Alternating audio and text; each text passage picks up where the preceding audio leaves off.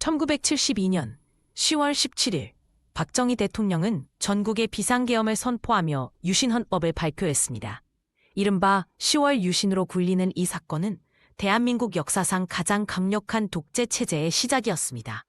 헌법을 정지시키고 대통령의 권한을 극대화한 이 조치는 국민의 기본권을 심각하게 침해했으며 이후 7년간 계속된 긴급 조치의 기반이 되었습니다. 유신헌법 이후 언론 통제는 극에 달했습니다. 정부는 모든 신문과 방송에 사전 검열을 실시했으며 1974년에는 언론기본법을 제정해 더욱 강력한 통제를 시작했습니다. 1975년 기준 일간지의 30% 이상이 정간 처분을 받았고 기자들은 정부 비판 기사를 작성할 경우 즉시 해고되었습니다. 이로 인해 국민은 사실상 제대로 된 정보를 접할 수 없는 상태가 되었습니다. 2013년부터 대학바에서는 유신헌법에 반대하는 시위가 잇따랐습니다. 서울대, 고려대 등 주요 대학에서 학생들은 독재 타보를 외치며 가두 시위를 벌였습니다. 1974년 기록에 따르면 연간 100건 이상의 시위가 발생했으며 3,000명 이상의 학생이 구속되었습니다. 특히 1976년 3월 1일 민주구국 선언 사건은 지식인과 종교인까지 참여한 대규모 저항운동이었습니다. 체포된 반체제 인사들은 안기부와 경찰의 무자비한 고문에 시달렸습니다.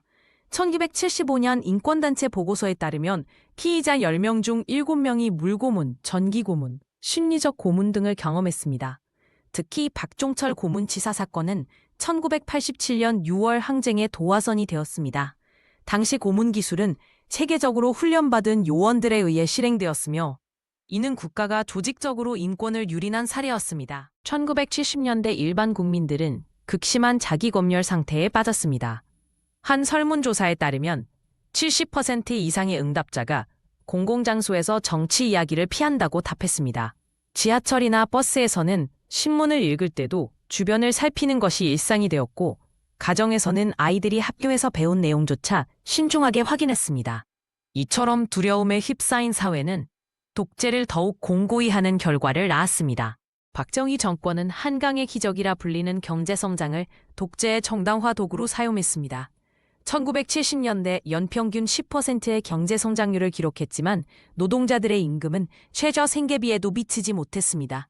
특히 중화학 공업 투자 과정에서 발생한 1970년대 후반의 물가 상승률은 20%를 넘어섰고 서민 경제는 더욱 악화되었습니다. 정부는 경제 지표만을 강조하며 정치적 자유를 억압하는 데 이용했습니다. 유신체제 하에서 권력과 자본의 유착은 극심했습니다. 1975년 동양제철 사건에서 드러났듯이 정부는 특정 재벌에게 은행 대출을 특혜적으로 배정했고 이들은 정권 지원을 대가로 막대한 이익을 챙겼습니다. 한 통계에 따르면 1970년대 10대 재벌의 자산 증가율은 연평균 35%에 달했으며 이는 일반 중소기업의 10배 이상이었습니다. 대학 교수와 지식인들은 심각한 딜레마에 빠졌습니다. 1974년 민주회복 국민회의 선언에 참여한 200여 명의 교수들은 대부분 해직되었습니다. 한 조사에 따르면 당시 대학 교수의 60%가 발언을 자제한다고 답했으며 30%는 망명이나 은둔을 선택했습니다.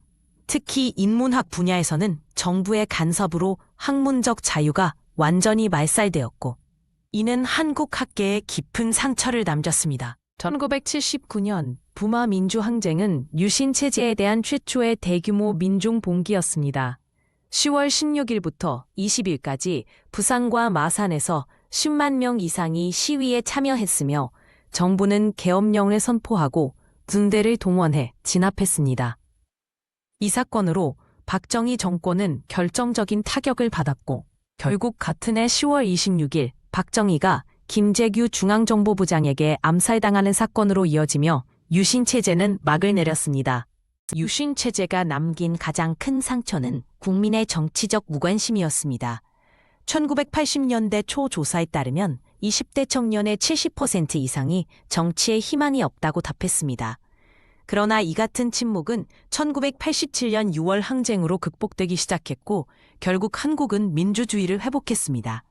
역사학자들은 유신 시대를 민주주의의 암흑기로 평가하며 이를 기억하는 것이 미래의 독재를 막는 길이라고 강조합니다.